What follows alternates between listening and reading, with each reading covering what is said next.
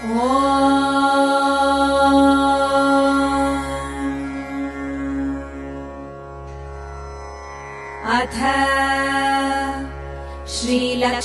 सहस्रनाम स्तोत्रम्।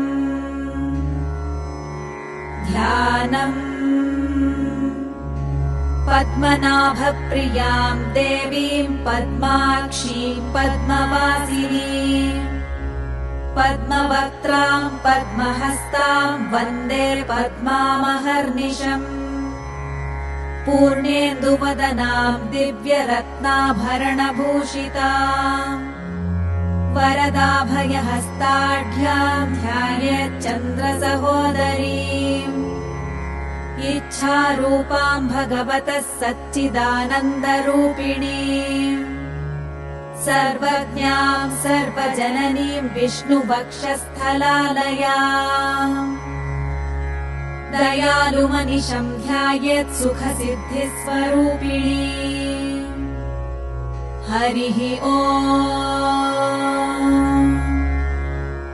नित्यागतानन्त नित्यानन्दिनी जनरञ्जनी नित्यप्रकाशिनी चैव स्वप्रकाशस्वरूपिणी। महालक्ष्मीर्महाकाली महाकन्या सरस्वती। भोगवैभवसन्धात्री भक्तानुग्रहकारिणी। ईशावास्या महामाया महादेवी महेश्वरी। हृल्लेखा परमा शक्तिर्मातृका बीजरूपिणी। नित्यानन्दा नित्यबोधा नादिनी जनमोदिनी। सत्यप्रत्ययनी चैव स्वप्रकाशात्मरूपिणी। त्रिपुरा भैरवी विद्या हंसा वागीश्वरी शिवा।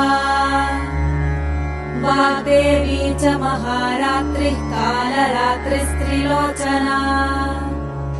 भद्रकाली कराली च महाकाली तिलोत्तमा। काली कराल